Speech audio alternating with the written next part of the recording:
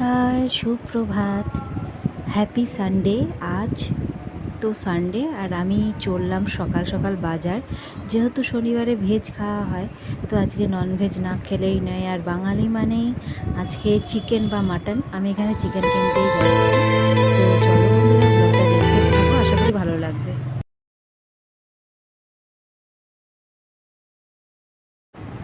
তো বাজার থেকে আমি চিকেন কিনে নিয়ে চলে এসি। আজকে ওয়েদারটা খুবই ভালো ছিল, মেঘলা হাওয়া দিচ্ছে।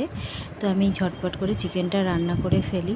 আসলে আমার ছেলেটা একদমই নিরামিষ খুব একটা খেতে পারে না। আর বাচ্চা মানে বাচ্চা বলতে খুব বাচ্চা না, তবু যে এই অনেক বাচ্চারাই পারে না। তো সেই ক্ষেত্রে আমার ছেলের জন্যই আরও আনতে যাওয়া সকালবেলায়। আর যার জন্যই এখন রান্না করছি। আর দেখো এখন ওয়েদারটা একটু বৃষ্টি হচ্ছে। আর আমার পেছু পেছু এই ছেলেটা ঘুরছে। এই ছেলেটাই জানো তো আমার এই যে জায়গাটায় কাপড় মিলে এইখানে ও পটি করে। আর ওর মায়ের মানে যেখানে কাপড় মেলে সেখানে করে না, জানি না কেন। তো যাই হোক, আমি কিন্তু কারোর পিছনে লাগি না, এরা আমার পিছনে সর্বদা লাগে। কি আর বলবো বলো বন্ধুরা, তোমরা খুব কাছের, তো তাই তোমাদের এই কথাগুলো জানিয়ে রাখলাম ভবিষ্যতের জন্য।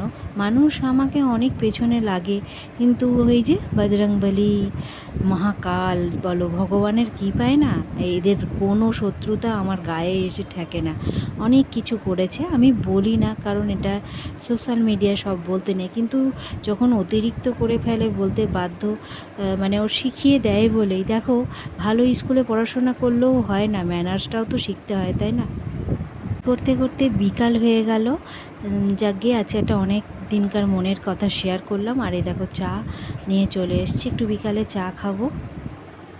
তো বন্ধুরা, আজকে ব্লগটা আমি এখানেই শেষ করছি। সবাই ভালো থেকো, সুস্থ থেকো।